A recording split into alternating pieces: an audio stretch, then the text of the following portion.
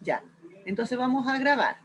Estamos recordando, ¿cierto?, cómo se determina la renta líquida imponible. De los artículos, ¿cierto?, 29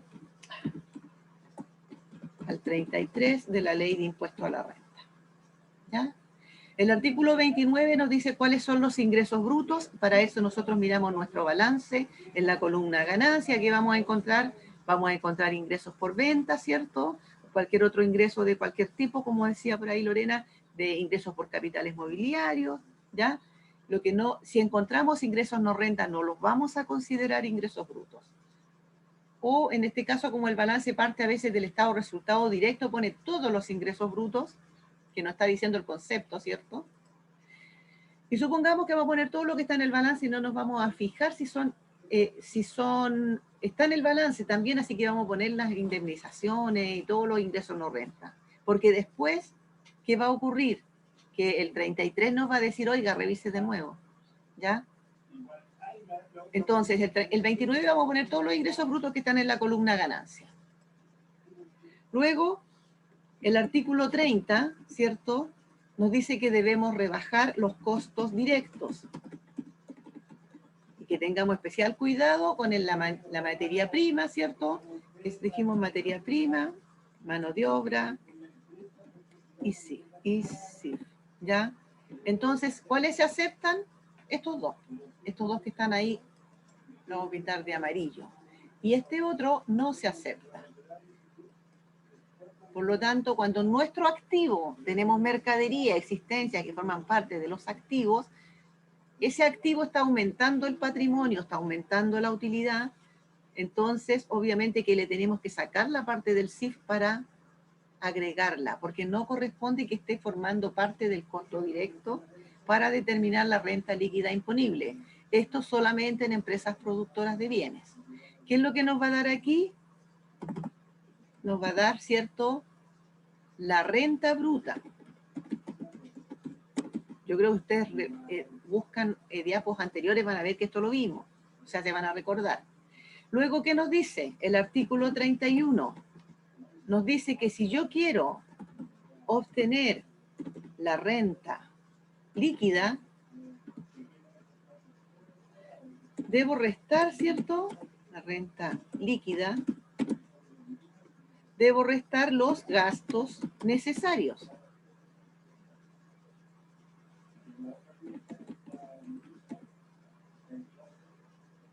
Y este artículo 31, ¿cierto?, son los gastos necesarios, que una vez que los restemos, ¿ya?, hay que ponerle los signos. El artículo 29, ¿cierto?, va a ser positivo, porque son ingresos. El artículo 30 va a estar restando. El artículo 31 también va a estar restando. Y llegamos al artículo 32. Y el artículo 32 puede estar sumando o puede estar restando, ¿ya? Y esto es la corrección monetaria. Ustedes saben, ¿cierto?, que no se aplica corrección monetaria financiera. ¿Se acuerdan o no? Ustedes no aplican corrección monetaria en los balances. Pero ¿qué dice la normativa tributaria? Que tienen que agregar, ¿cierto?, la corrección monetaria que corresponde. Entonces, ¿cómo lo vamos a hacer eso? ¿Cómo se hace eso? Cuando se determinaba el capital propio tributario, se tomaban las cuentas de activo que había que actualizar y se actualizaban, y las cuentas de pasivo que había que actualizar también se actualizaban, ¿ya? Entonces, una vez que se aplique esto, nosotros lo que vamos a tener es una renta líquida ajustada.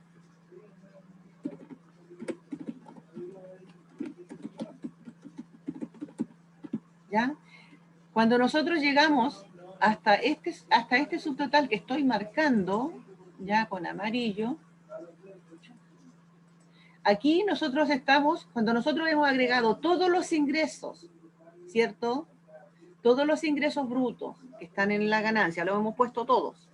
Hemos puesto el costo directo y hemos puesto, porque aquí en este costo directo, cuando yo lo pongo, voy a poner todo, ¿ya? Voy a obtener la renta bruta y voy a poner todos los gastos necesarios que están en el artículo, o sea, en la columna pérdida. Entonces estoy poniendo la columna pérdida formada por los costos más los gastos. Finalmente el resultado es la renta líquida y esto es igual al resultado según balance, ¿ya? Porque estoy poniendo todo, hasta aquí estoy ocupando la parte financiera, el balance que hicieron bajo las normas contables y IFRS. ¿Se entiende? Y luego que hice todo eso, hasta ahí llegó el balance. Y ahora sigo con la parte tributaria que me dice, tiene que aplicarle corrección monetaria a las partidas de este estado financiero, porque no las tiene, ¿ya? Y tiene que tomar las cuentas de activo, por ejemplo, el activo fijo, le tiene que aplicar la corrección monetaria, y después tiene que restar la depreciación acumulada actualizada, el activo fijo actualizado menos la depreciación acumulada actualizada, saca la nueva, ¿cierto?, depreciación real del ejercicio a valor tributario. Entonces, ¿qué van a tener? Van a tener que ustedes van a estar haciendo agregados y deducciones.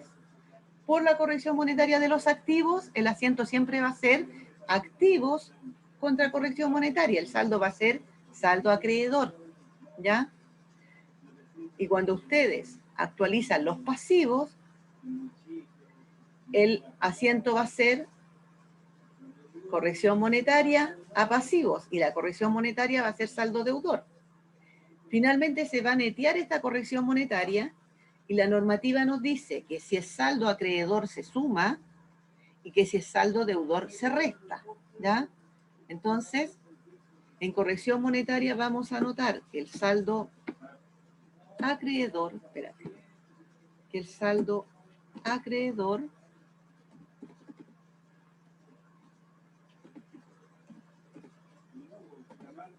se suma, ¿cierto? Y el saldo deudor se resta, ¿ya? Ahí ya pusimos lo que era la corrección monetaria, los efectos.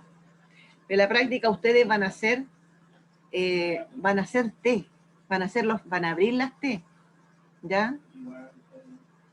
Van a abrir la T de cada activo que tiene que se le aplique corrección monetaria. Van a poner la corrección monetaria de los PPM, de los activos fijos, de la mercadería, ¿ya?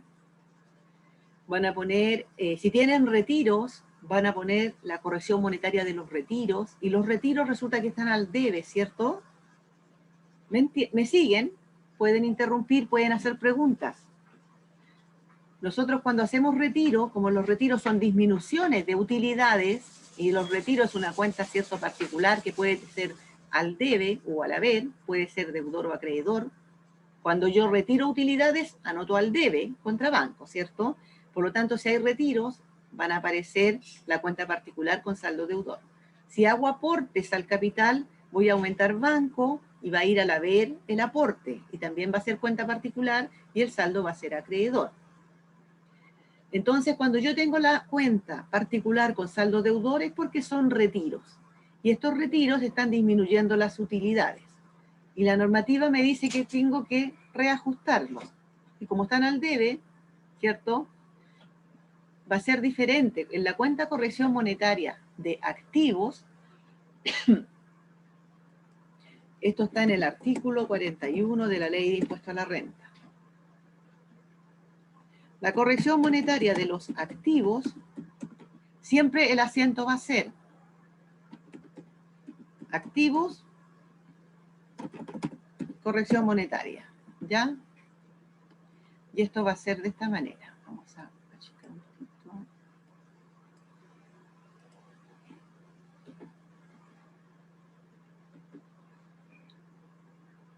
Ya, ahí se ve. Este va a ser el asiento, ¿cierto?, corrección monetaria de activos. Sí se ve. Ya. Voy a poner esto aquí abajito. Cortar, lo voy a poner como glosa para que se acuerde. Entonces, aquí tengo, ¿cierto?, el movimiento de... no puedo marcar. De la corrección monetaria. En el caso de los pasivos, voy a tener corrección monetaria y pasivos, ¿ya? Donde la corrección monetaria aquí va a ir al debe, ¿cierto? Al debe, y los pasivos al haber, ¿ya? Y esta va a ser la corrección monetaria de los pasivos.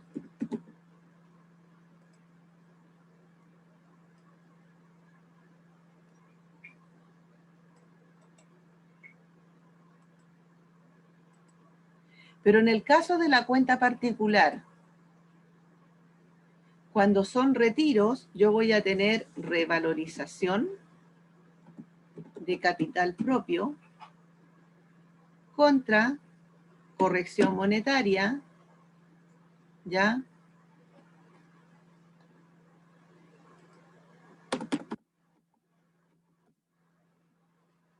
Y esto va a ser, ¿cierto?, la corrección monetaria de retiros.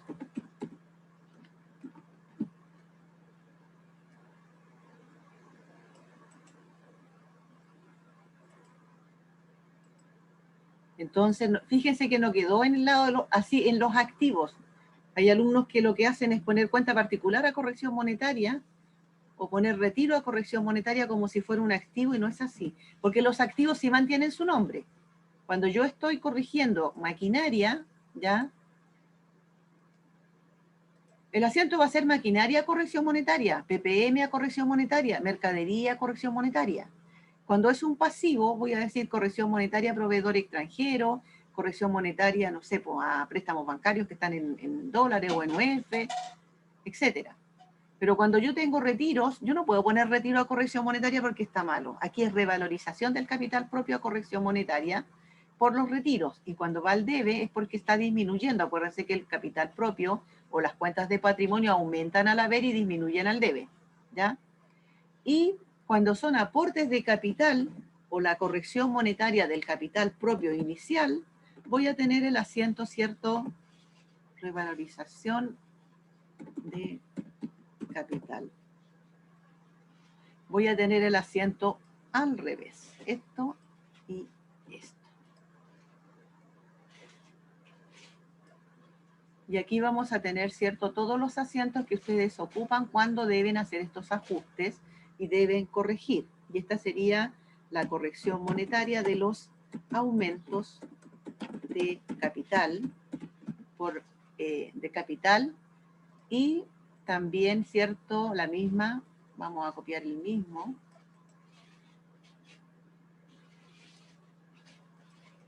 La glosa cambia solamente, es el mismo ejercicio, que sería la corrección monetaria de el capital propio inicial. ¿Ya? Del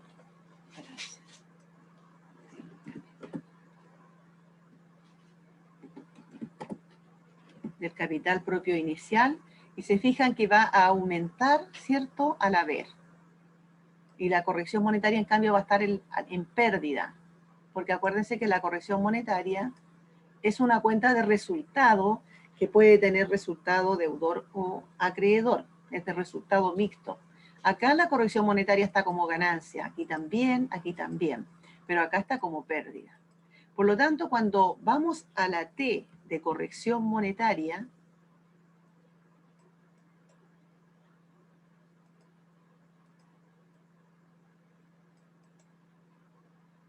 nos vamos a encontrar, ¿cierto?, con que podemos tener cualquier saldo.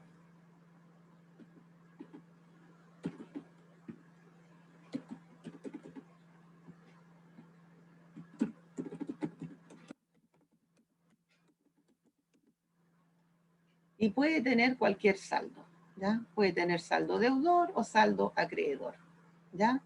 Entonces ahí tenemos el saldo acreedor, se suma. Y el saldo deudor se resta. Y aquí pensamos de esta manera. Si el saldo es acreedor, es como que esté en ganancia, ¿se fijan? En cambio, si el saldo está en saldo deudor, es como que esté en la columna pérdida. ¿Por qué? Porque es una cuenta de resultado mixta.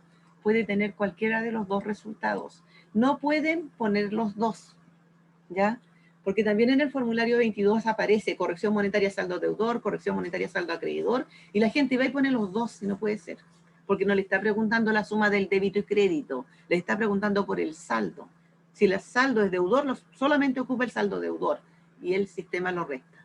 Si la corrección monetaria, el saldo es acreedor, pone solamente donde dice saldo acreedor para que el sistema lo sume, porque ocupa este dato para determinar la renta líquida que estamos viendo acá, ¿ya? Entonces esto lo voy a cortar y lo vamos a poner aquí. Pegar. Y aquí estaríamos hablando, ¿cierto?, de lo que nos habla, que esto es un repaso, porque esta materia se vio en su oportunidad en determinación de capital propio o en corrección monetaria directamente. Artículo 41, Ley de Impuesto a la Renta. ¿Ya?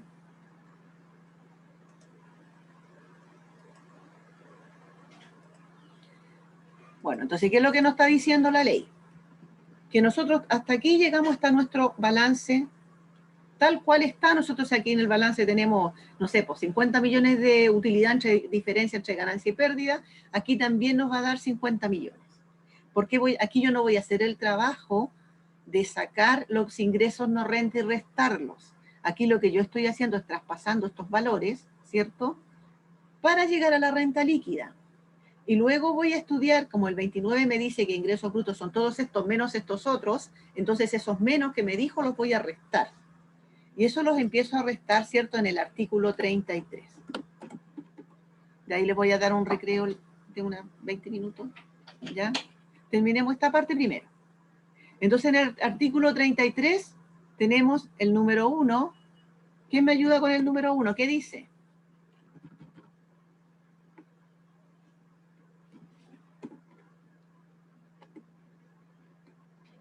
¿Qué hacemos con el 33 número 1? Se agregan todas las sumas pagadas por bienes de activo inmovilizado, profe.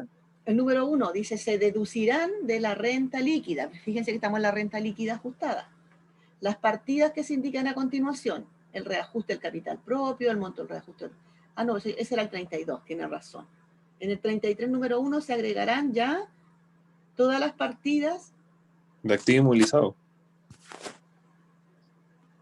O mejoras permanentes que aumenten el valor de este activo mencionado anteriormente. Ya, usted me está diciendo las partidas del activo inmovilizado. Si tú me dices solamente eso, va a estar malo. ¿Por qué? Porque lo que nos dice este es... Pero y también se agregan los costos, gastos y desembolsos, que son imputables a ingresos no reputados de renta o renta exenta. Ya, se agregarán a la renta líquida las partidas, ¿cierto?, siempre que hayan disminuido la renta líquida declarada. Sí, profe. ¿Qué partidas son las que disminuyen la renta líquida? Fíjense, los costos y los gastos. No sé si se fijan que está con signo menos. Lo agrando un poquito más para que lo vean. Ahí. Ya, entonces tú ahí me dices que se van a agregar. Entonces el 33 nos dice, número 1, que vamos a sumar.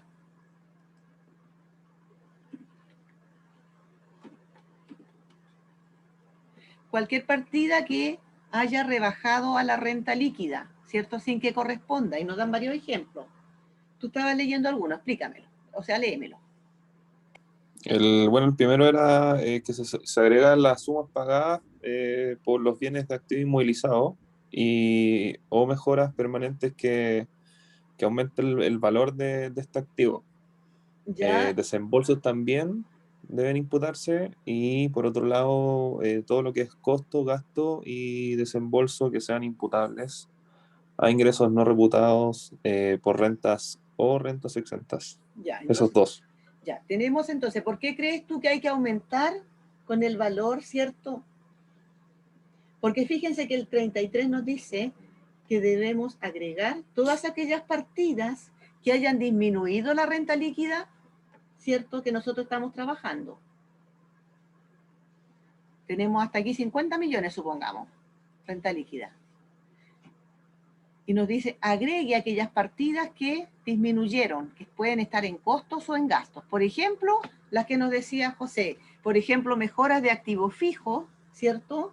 O sumas pagadas por activo fijo, que aumentan el valor de dichos bienes, y los desembolsos que le deban imputar al costo de los bienes. ¿A qué se refiere a esto? Que yo puedo tener en los gastos valores que yo diría gasto, pero que en realidad no son gastos porque deben aumentar el valor de los activos, ¿me entienden? ¿Se entiende? Por ejemplo, Sí, profe. una mejora permanente. Cambié la rueda no es un gasto. Cambié el motor o la caja de cambio y eso le produce una mejora al activo, porque ahora, cierto, vale más, que va a durar más años. O bien le puse aire acondicionado al vehículo y obviamente que eso le da un mayor valor a ese vehículo porque no es un gasto, es una inversión. ¿Se fijan? Esos son gastos o desembolsos que aumentan el valor de los activos y que lo más probable es que estén aquí como gastos necesarios o como costos directos. Si es que están ahí en gastos necesarios y costos directos, la ley me dice, súmelos, ¿ya? Y a esos gastos, ¿cómo se les llama? Estos son los famosos, chiquillos, gastos rechazados. Estos son los gastos rechazados. Lo que está dándonos José es un ejemplo. Entonces, ejemplos de gastos rechazados tenemos las mejoras de activo fijo. ¿Se fijan? También dicen los retiros que pudieran estar a lo mejor no en el activo, en el debe, que normalmente, ¿cierto? La cuenta particular, cuando la vemos al debe y los alumnos creen que es activo, yo le digo, no, no es activo, entonces inmediatamente dicen, entonces pérdida, tampoco es pérdida, es cuenta de patrimonio que está al debe porque está disminuyendo el patrimonio. Visualmente en un activo, pero cuando clasificamos, esa pérdida no va a ir al estado de resultado, ese retiro, va a ir al estado de situación financiera dentro de las cuentas de patrimonio y va a ir restando. ¿Se entiende esto de la cuenta particular?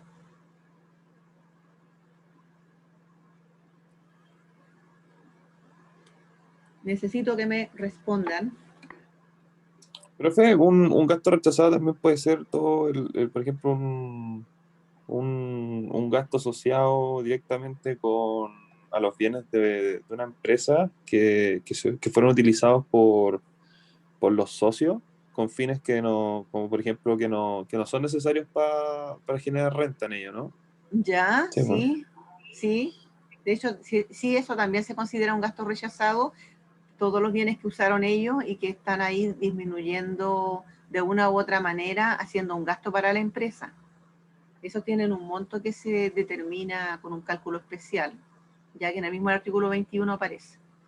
Entonces, bueno, resumiendo, el artículo 31 nos va a decir que todos los gastos rechazados, ¿cierto? Que ustedes ya hicieron un trabajo sobre esto a principio de semestre, se deben sumar, ¿ya?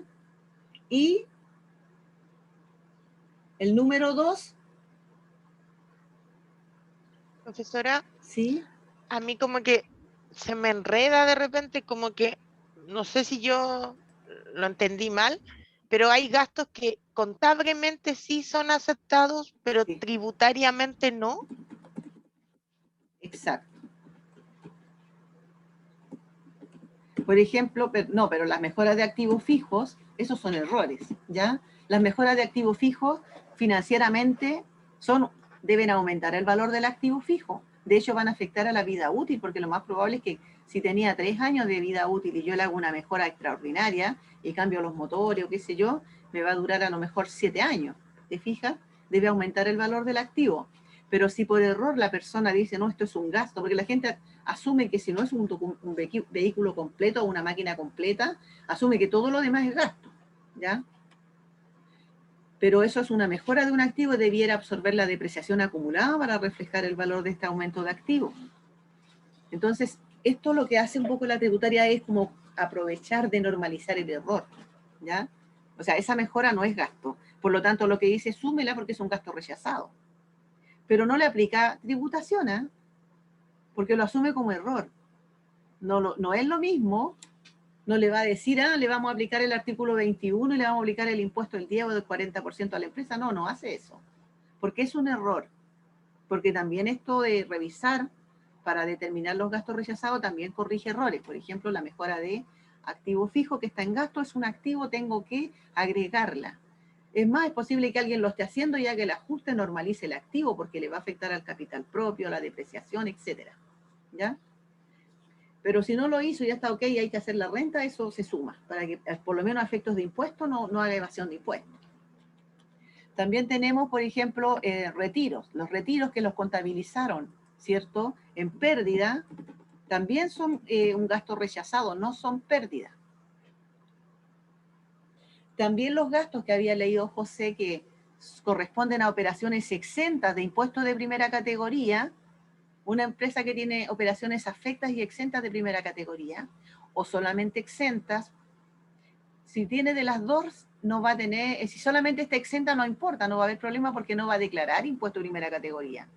Pero si tiene renta afecta de primera y exenta de primera, todos los gastos que pagó por exenta los tiene que dejar a un lado y tiene que sumarlos porque no corresponde que rebajen la renta líquida para efectos de pagar el impuesto de primera categoría, porque esos gastos dieron origen a un ingreso exento de primera categoría. Entonces eso también se saca a un ladito, ¿ya? Y obviamente también hay gastos, ¿cierto?, que es como el uso de vehículos, de maquinaria, de activos fijos para uso personal. Eso es un gasto rechazado, ¿cierto?, pero que le aplican el impuesto al artículo 21. ¿Ya? Entonces, pero aquí no lo agregan a la renta líquida, sino que directamente aplican el total de gastos que utilicen pagado o adeudado en el ejercicio. También, en el fondo lo que hace el artículo 33, número 1, es sumar, es como que nosotros revisamos la columna pérdida y todo lo que está en pérdida, que no corresponde, yo lo debo agregar. Por eso que se habla de gasto rechazado, porque se supone que en la columna pérdida debiera ir solamente el gasto necesario, ¿ya? Luego, ¿qué nos dice el 33, número 2?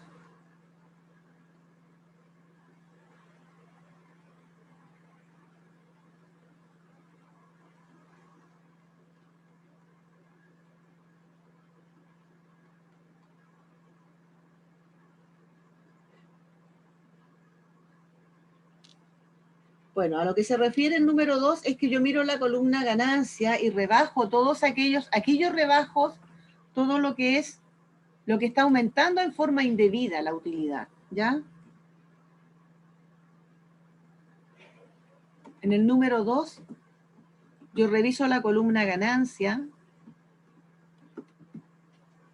y rebajo todo lo que es rentas exentas e ingresos no renta, donde van las indemnizaciones, etcétera, ¿ya?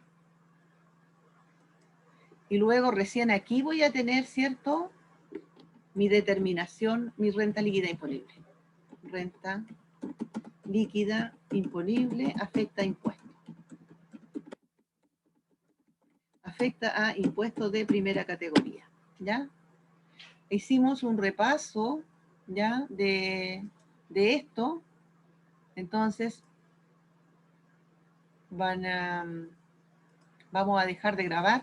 ¿Tienen dudas respecto a esto? ¿Les quedó más claro de qué trata?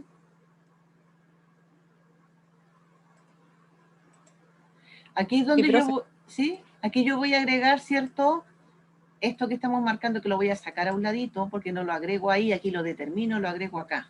Por aquí lo voy a agregar, ¿cierto? Aquí es donde yo pesco el CIF y lo voy a agregar, lo voy a sumar.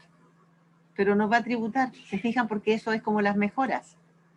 Son cosas que tengo que... No todo lo que yo agrego es lo que tributa. Acuérdense que en los gastos rechazados son para efectos de aplicar el impuesto de primera categoría. Después reviso los gastos rechazados y veo los que tienen desembolso de dinero, ¿cierto? Y veo de quién es el responsable y si debe tributar el socio o la empresa, ¿ya? Normalmente los que tributan son aquellos, por ejemplo, donde los dueños usan el activo fijo para su uso personal, de ellos o su familia, y no para la empresa, o cuando hay gastos sin documento, cosas por el estilo. Entonces, voy a dejar de grabar para que Esto fue un